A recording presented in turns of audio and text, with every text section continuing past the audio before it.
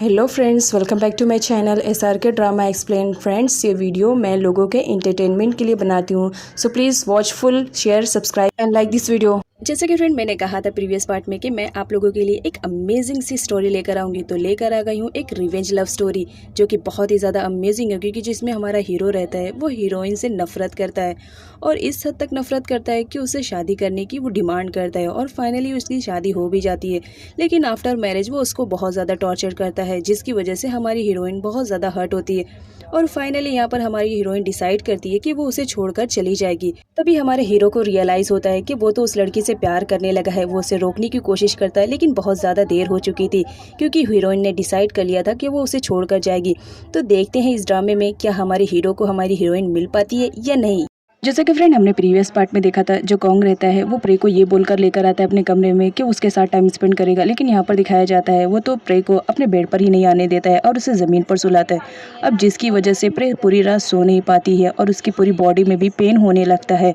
अब यहाँ पर प्रे पछताती रहती है कि वो फालतू में कॉन्ग के घर पर आई है, वो अपने घर पर होती तो आज अपने नरम वाले बेड पर सोती।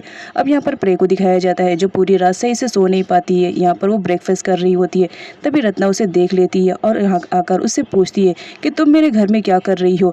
यहाँ पर जो प्रे रहती है कहती है अगर तुम्हें ब्रेकफास्ट करना है तो तुम भी आकर कर सकती हो, मैंने बनवाया है तुम्हारे लिए भी ब्रेकफास्ट, मुझे मालूम था तुम ज़रूर मुझसे मिलोगी तो इसीलिए तुम्हारे लिए भी एक्स्ट्रा बनवा के रखा है, खाना है तो खा लो, इस तरह मेरी प्लेट देखने की ज़रूरत नहीं है। अब यहाँ पर रत्ना रहती है, वो बोलती है एक तो तुम मेरे घर पर आई हो, ऊपर से मुझे इस तरह से ज़बान लड़ा रही हो, तुम्हारी हिम्मत कैसे हुई, अभी गार्ड को बुला के तुम्हें यहाँ से धक्के मारकर निकलवाती हूँ।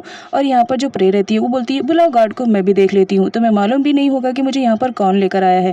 और यहाँ पर प्रे उसे बता देती है कि तुम्हें मालूम है मुझे यहाँ पर कॉन्ग लेकर आया है और तुम्हें अंदाज़ा भी नहीं होगा आज रात मैं पूरे कॉन्ग के साथ ही थी। ये बात सुनने के बाद रत्ना और नोंग दोनों ही गुस्से में आ जाती हैं। जो नोंग रहती है वो रत्ना को बोलती है तुम गार्ड को बुलाओ, इस लड़की को तो मैं 1 मिनट भी यहाँ पर बर्दाश्त नहीं करूंगी, जितनी जल्दी हो सके इसे यहाँ से निकालो। रत्ना का भी यही मानना रहता है कि प्रे को यहाँ से चले जाना चाहिए। यहाँ पर दोनों पकड़कर उसे बाहर निकाल ही रही होती है। तभी वहाँ पर कॉन्ग भी ब्रेकफास्ट करने के लिए आ रहा होता है और प्रे उसे देखकर उसके पास चली जाती है और उसे टाइटली पकड़ लेती है और कहती है कि देखो तुम मुझे लेकर आए हो, लेकिन ये दोनों मुझे ज़बरदस्ती यहाँ से निकाल रही हैं, इन्हें ज़रा समझाओ ना कि तुम मुझे लेकर आए हो, अब तुम ही मुझे लेकर वापस जाओगे तभी मैं जाऊँगी। अब इस बात पर रत्ना बहुत ज़ोर से गुस्से में आ जाती है और प्रे को ज़ोर से पकड़कर वहाँ से खींच के बाहर निकाल देती है और कहती है कि ये मेरा घर है और मेरी मर्ज़ी के बगैर तुम यहाँ पर नहीं आओगी। जिस पर जो हमारा कॉन्ग रहता है वो उन्हें समझाने की कोशिश करता है, लेकिन रत्ना बोलती है कि तुम चुप ही बैठो, तुम्हारे काम तो आजकल मुझे बिल्कुल भी पसंद नहीं आते हैं। प्रे कुछ बोल पाती इससे पहले रत्ना उसे मारने लगती है और जो लॉन्ग रहती है वो भी प्रे पे अपना हाथ साफ कर रही होती है। तभी कॉन्ग उन लोग को छुड़वा ही रहा होता है। तभी वहाँ पर एंट्री होती है हमारी मेन लीड नियोंग की। वो आती है और कहती है कि कितना अच्छा लग रहा है इस तरह चूहे बिल्ली की तरह तुम्हें लड़ते झगड़ते हुए, बहुत मज़ा आ रहा है, थोड़ा देर और लड़ते तो कितना ज़्यादा अच्छा लगता है, हम थोड़ा एंटरटेन हो जाते। जिस पर रत्ना नियोंग को बोलती है तुम्हारा तो एंटरटेनमेंट मैं एक दिन ज़रूर निकालूंगी। अब यहाँ पर इम को दिखाया जाता है जो नियोंग को बोलती है चलो फटाफट ब्रेकफास्ट कर लेते हैं क्योंकि हमें कहीं जाना भी तो है। यहाँ पर नियोंग बोलती है तुम सही कह रही हो, जिस पर रत्ना बोलती है कि तुम कहाँ जाने वाली हो। इम बोलती है हम कहीं पे भी जाए ये बताना तुम्हें ज़रूरी नहीं समझते हैं और कॉन्ट्रैक्ट पेपर तो तुमने देख ही लिया है। अब यहाँ पर जो नियोंग रहती है वो इम की बातों पे हंसने लगती है। यहाँ पर जो हमारी नियोंग रहती है वो बोलती है चलो हमें लेट हो रहा है, तो वो बाहर जाने लगती है, जिस पर कॉन्ग नियोंग को रोक रहा होता है, लेकिन नियोंग उसकी एक बात नहीं सुनती है और कहती है कि अगर मेरे मामले में तुम टांग भी अड़ाए तो याद रखना मुझसे बुरा कोई नहीं होगा, तुमने कॉन्ट्रैक्ट पेपर साइन किया है, उस कॉन्ट्रैक्ट के बलबूते में तुम्हें जेल में डाल दूंगी। और ये कह के वो वहाँ से चली जाती है। यहाँ पर दिखाया जाता है कॉन्ग भी उसके पीछे जाता है। रत्ना तो चिल्लाती रहती है कि तुम अपनी बीवी के गुलाम बन चुके हो। अब यहाँ पर नियोंग को दिखाया जाता है उसने जो कार खरीदी थी वो कार की डिलीवरी आ चुकी थी। अब यहाँ पर रत्ना देखती है कि नियोंग ने बहुत ही महंगी कार को खरीदा था, इस वजह से वो उस पर गुस्सा करने लगती है और नियोंग से बोलती है इतने पैसे तुम खर्च कर रही हो, क्या अपने बाप के घर से दहेज में लेकर आई थी। जिस पर नियोंग बोलती है बाप के घर से नहीं लाई थी, लेकिन क्या हुआ, हस्बैंड के घर पर आई हूँ तो यहाँ से ले रही हूँ। अब यहाँ पर हमारी इम को दिखाया जाता है वो कार को देखकर बहुत ज़्यादा खुश हो जाती है और जो वर्कर वहाँ पर आया हुआ रहता है उसे थैंक्स बोलती है कि डिलीवरी तुमने परफेक्ट टाइम पर लेकर आया है, क्योंकि हम कहीं पर जा ही रहते हैं। यहाँ पर रत्ना को दिखाया जाता है वो नियोंग पर गुस्सा ही कर रही होती है, लेकिन नियोंग उसको इग्नोर करके वहाँ से चली जाती है और कहती है कि मैं बहुत ही बिजी शेड्यूल में हूँ। अब यहाँ पर रत्ना को दिखाया जाता है वो कॉन्ग पर भड़कती है और उससे कहती है कि तुम अपनी बीवी के गुलाम बन चुके हो, अब जितनी जल्दी हो सके अपनी बीवी को कंट्रोल में करो। यहाँ पर दिखाया जाता है कॉन्ग वहाँ से चला जाता है क्योंकि रत्ना उस वक्त बहुत गुस्से में रहती है और कॉन्ग का भी दिमाग कुछ काम नहीं कर रहा होता है। अब यहाँ पर दिखाया जाता है जो रत्ना रहती है वो कॉन्ग पर तो गुस्सा नहीं कर पाती है, लेकिन सामने प्रे रहती है, वो प्रे पे गुस्सा कर रही होती है, लेकिन प्रे उसे इग्नोर करके चली जाती है। अब नेक्स्ट सीन में दिखाया जाता है जो नियोंग ने शॉपिंग करी थी उसका बिल फट चुका था और ये बिल रत्ना पढ़ रही होती है, जो पढ़कर शॉक्ड में हो गई होती है कि इतना अमाउंट उसने कैसे खर्चा कर दिया, मैंने अपनी पूरी लाइफ में इतना खर्चा नहीं किया है और उसने एक दिन में कर दिया है। अब यहाँ पर कॉन्ग की हजामत बनाती है उसकी आंट और उससे कहती है कि तुम अपनी बीवी को ज़रा कंट्रोल में रखना सिखाओ, अगर वो ऐसे करती रहेगी तो वो दिन दूर नहीं है जब हम सड़क पर आ जाएंगे। और तुम क्या चाह रहे हो, मैंने तो तुमसे पहले ही कहा था उस लड़की को डिवोर्स दे दो, लेकिन तुम हो कि उसे डिवोर्स देने के लिए रेडी नहीं हो। जिस पर कॉन्ग बोलता है कि मैं उसे इतनी जल्दी डिवोर्स नहीं दे दूंगा, अभी मेरा रिवेंज बाकी है। अब नेक्स्ट सीन में नियोंग को दिखाया जाता है जो कार लेकर अपनी मॉम के पास आई हुई रहती है और अपनी मॉम से कहती है कि मॉम ये कार मैंने खरीदी है, मेरी चॉइस है, चलो थोड़ा सा घूम कर आते हैं। जहाँ पर उसकी मॉम उसे समझाने की कोशिश करती है कि तुम वहाँ पर किस लिए गई हो, एक बार याद तो कर लो, तुम वहाँ पर अपना डिवोर्स लेने के लिए गई हो, तो तुम डिवोर्स का छोड़ के किसी और काम में बिजी मत रहो। यहाँ पर जो त्यानशाई और टिन रहते हैं वो भी उसे समझाने की कोशिश करते हैं कि तुम्हें अपना काम जल्द से जल्द करना चाहिए, तुम अगर कॉन्ग से डिवोर्स लेना चाह रही हो तो कुछ ऐसा करो जिसकी वजह से वो तुम्हें जल्द से जल्द डिवोर्स दे दे।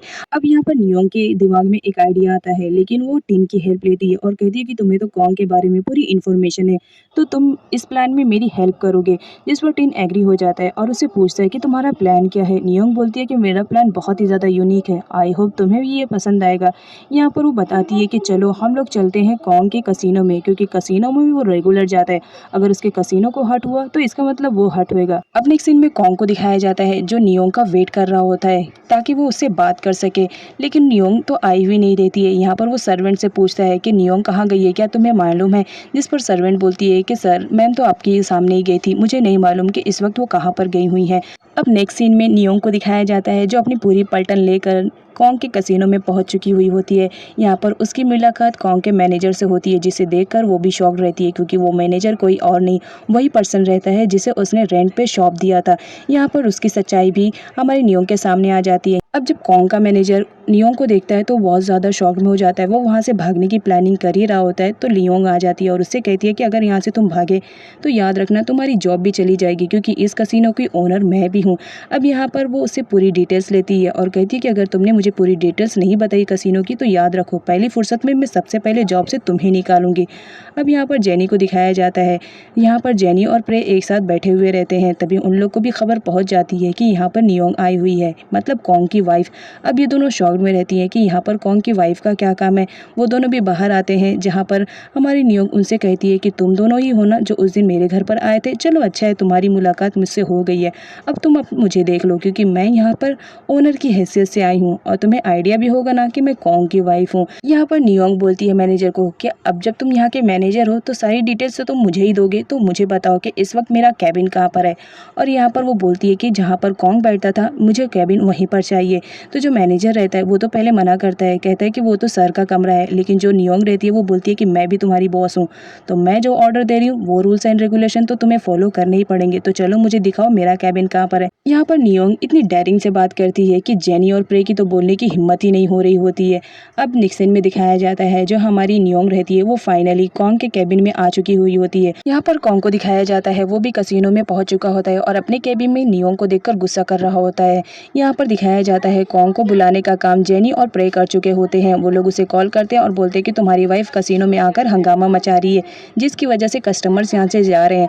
तो कॉन्ग आता है और वो नियोंग को घर जाने के लिए कह रहा होता है, बट नियोंग तो घर जाने के लिए रेडी ही नहीं रहती है। वो कॉन्ग को कहती है कि इस कसिनो पे जितना तुम्हारा हक है उतना मेरा भी हक है, क्योंकि मैं भी इस कसिनो को ओनर हूँ, तो मैं यहाँ से नहीं जाऊँगी, अगर जाना है तो तुम यहाँ से जा सकते हो।